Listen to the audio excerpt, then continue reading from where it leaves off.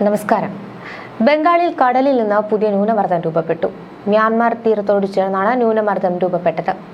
രാവിലെയാണ് ന്യൂനമർദ്ദം രൂപം കൊണ്ടത്. ഇതിന് പിന്നാലെ ഈ മാസം 25-ന് മറ്റൊരു ന്യൂനമർദ്ദം കൂടി ബംഗാളിൽ കടലിൽ വരുന്നുണ്ട്.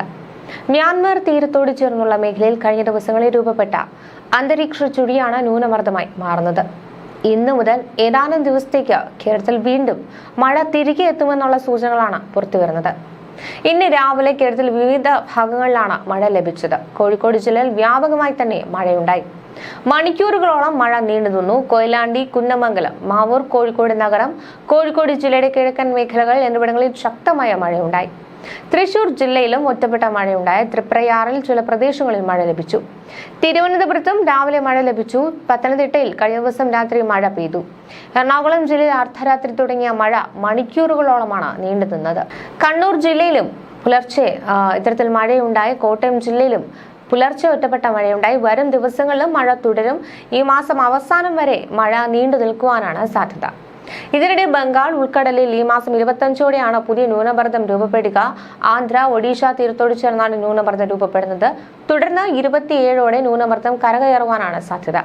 ഈ ന്യൂനമർദ്ദം തീവ്ര ന്യൂനമർദ്ദമായി മാറുവാനും സാധ്യതയുണ്ട്. കാലവർഷം ഇടമാകുന്നതിന് തൊട്ട് മുമ്പായി ഈ തുടർച്ചയായ ന്യൂനമർദ്ദങ്ങളാണ് ബംഗാൾ ഉൾക്കടലിൽ ഉണ്ടാകുന്നത്.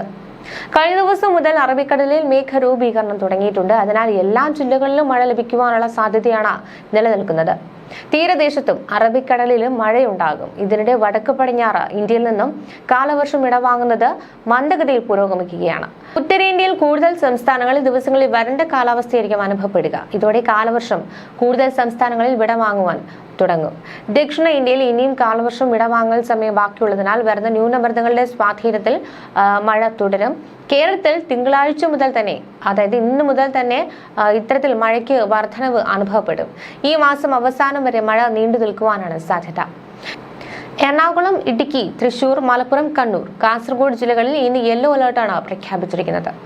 അതിനിടെ വളരെ രൂക്ഷമായൊരു മൺസൂൺ കാലം കടന്നുപോയിട്ടേയുള്ളൂ. ഇതിനിടയിൽ നിരവധി തവണ ഉണ്ടായ മേഘവിസ്ഫോടനങ്ങൾ മൂലം ഉത്തരേന്ത്യയിൽ ജീവൻ നഷ്ടപ്പെടുന്നവരുടെ എണ്ണം വളരെ കൂടുതലാണ്. വെള്ളപ്പൊക്കവും മണ്ണിടിച്ചിലും മൂലമുണ്ടായ നാശനഷ്ടങ്ങളുടെ മുഴുവൻ കണക്കുകളും ഇനിയും പുറത്തു വരാനിരിക്കുന്നതേയുള്ളൂ.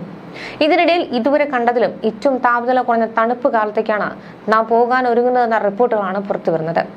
ഇതിന് കാരണമാകുന്നത് ലാ നിനയാണ്. ഇന്ത്യ മെറ്റീരിയോളജിക്കൽ ഡിപ്പാർട്ട്മെന്റും US ക്ലൈമറ്റ് സെന്ററുമാണ് ഇക്കാര്യം പ്രവചിച്ചിരിക്കുന്നത്. സമീപ വർഷങ്ങളിലെ ഏറ്റവും ശക്തമായ രീതിയിലാകും ഈ പ്രതിഭാസം ഇന്ത്യയിൽ ഉണ്ടാകുക എന്നാണ് ഇവർ നൽകുന്ന മുന്നറിയിപ്പ്. 2025 അവസാനത്തോടെയാണ് ഇത് ശക്തമായ നിലയിലേക്ക് ഉയരുമെന്നാണ് പറയുന്നത്. കോടിക്കണക്കിന് ആളുകളെ, അതും ഉത്തരേന്ത്യക്കാരെയാകും രൂക്ഷമായ ശീത തരംഗം ബാധിക്കുക. സ്പാനിഷ് ഭാഷയിൽ കുഞ്ഞു പെൺകുട്ടി എന്നാണ് ലാ നീന എന്ന പദത്തിന്റെ അർത്ഥം. എൽ നിനോ സത്തേൺ ഓസിലോഷന്റെ ഭാഗമാണിത്. ഭൂമധ്യരേഖയ്ക്ക് സമീപമുള്ള പസഫിക്കിലെ അസാധാരണമാം വിധം തണുത്ത താപനിലയാണ് ലാ നിനയുടെ സവിശേഷത. ലാ നിന എന്ന അവസ്ഥയിൽ തെക്കൻ അമേരിക്കയ്ക്ക് സമീപത്തുള്ള കിഴക്കൻ പസഫിക്കിൽ തണുത്ത ജലമായിരിക്കും. എന്നാൽ ഇന്തോനേഷ്യയ്ക്കും ഓസ്ട്രേലിയയ്ക്കും സമീപത്തുള്ള പശ്ചിമ പസഫിക്കിൽ അതേസമയം ജലം ചൂടായിരിക്കും. ഈ മാറ്റം ആഗോള കാലാവസ്ഥയെ തന്നെ സാരമായി ബാധിക്കും. ശാന്തസമുദ്രത്തിലെ ലാ നിന പ്രതിഭാസം ഏഷ്യയിലേക്കുള്ള അന്തരീക്ഷത്തിലൂടെയുള്ള വായു തരംഗങ്ങളുടെ വേഗത കൂട്ടും.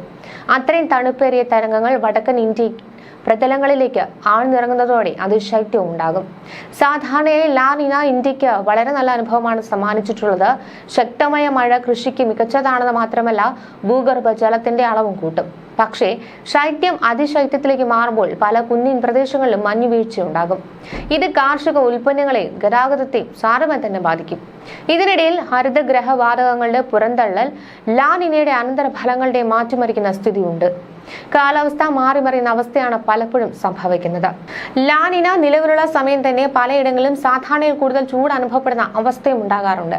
ഇത്തവണയും അത് സംഭവിക്കാമെന്നാണ് കരുതപ്പെടുന്നത്.